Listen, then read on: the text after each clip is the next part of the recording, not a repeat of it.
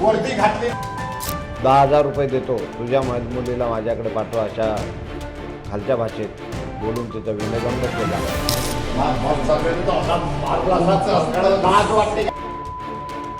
वरती घातली. लॉकअपमध्ये कैद असलेल्या महिलेला शरीर सुखाची मागणी करण्यात आल्याचा संतापजनक प्रकार समोर आलाय.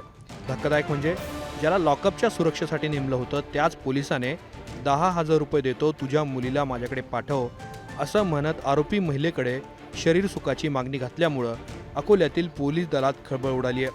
या संदर्भात अकोला पोलीस ठाण्यातील एक व्हिडिओसुद्धा सोशल मीडियावर प्रचंड व्हायरल होतोय, ज्यामध्ये लॉकअपमधील महिलेकडे सेक्सची मागणी करणाऱ्या आरोपी पोलिसाला त्याच्या वरिष्ठ अधिकाऱ्यांनी शिवीगाळ केल्याचं दिसून येत आहे.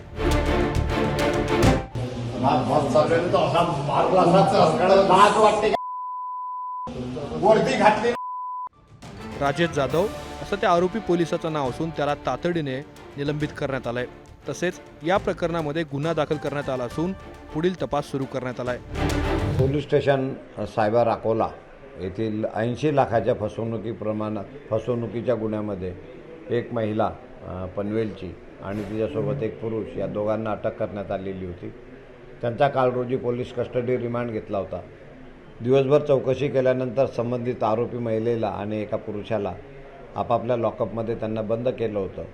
त्यानंतर त्या ठिकाणी गार्डवर असलेला ASI राजेश जाधव यांनी अर्वाच्य भाषेत बोलून त्या महिलेला 10,000 रुपये देतो तुझ्या मुलीला माझ्याकडे पाठवा अशा खालच्या भाषेत बोलून तिचा विनयभंग केला.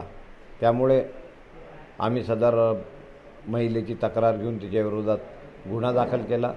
वरिष्ठांना सदर बाबत माहिती दिली. माननीय पोलीस अधीक्षक सरांनी तात्काळ त्याला निलंबित करून त्याच्यावर गुन्हा दाखल केलेला आहे व सध्या तो निलंबित असून तो फरार आहे. पोलीस त्याचा शोध घेत आहेत. नेमकं असे प्रकार होत असताना पोलीस आणि तुम्ही योग्य वेळी संपूर्ण कायद्याचा धाक याही पोलिसाला दाखवलेला, पण पोलीस फरार झालेला आहे. त्याच्या अटकेसाठी टीम रवाना केल्यात का? संबंधित ASIच्या अटकेसाठी 3 टीम, एक स्थानिक गुन्हे शाखा LCB आणि खदान पोलीस स्टेशन आणि सिव्हिल लाईन पोलीस स्टेशनच्या टीम रवाना केलेल्या आहेत. त्याचं लोकेशन घेऊन त्याच्या मागावर राहून त्याला अटक करण्याची तजवीज ठेवलेली आहे. सर, एक माहिती पण मिळते आहे की याची हिंमत मागील काही वर्षापासून अशीच होत होती. नेमकं अशा प्रकारचे काही घटना समोर आलेल्या आहेत अशा माहिती आहेत काय? याच्या संदर्भातही तपास सुरू असेल? ही IQ माहिती आहे की तो असाच कृत्य करण्याचा अधीन आहे, परंतु त्याच्या विरोधात अद्यापर्यंत कुठलाही रिपोर्ट पोलीस स्टेशनला कुठे आलेला नाही. परंतु ती IQ माहिती आहे ती बरोबर आहे. त्यानंतर आता या प्रकरणात राज्य महिला आयोगाच्या माजी अध्यक्षा आशा मिरगे यांनी उडी घेतली आहे. काही वर्षांपूर्वी आरोपी पोलिसाच्या पत्नीने सुद्धा तक्रार दिली होती असं सांगताना आशा मिरगेंनी गंभीर स्वरूपाचे आरोप केलेत.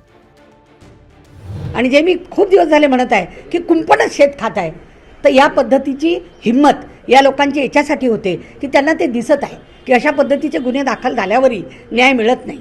त्या महिलेने गुन्हा नक्की केलेला आहे, ती कस्टडीत होती, पण याचा अर्थ असा नाही की या नराधमानी तिला अशा पद्धतीनं मोलेस्टेट करावं. 100% त्याच्यावर आमच्या SP साहेबांनी अजामीनपात्र आणि गुन्हा दाखल करून सस्पेंड केलेला आहे आणि ते व्यवस्थितपणे चार्जशीट दाखल करून याला शिक्षा होईल याकडे आम्ही लक्ष देऊ. धन्यवाद. बॅकग्राऊंड काय? त्याचं बॅकग्राऊंड नक्की खराब आहे.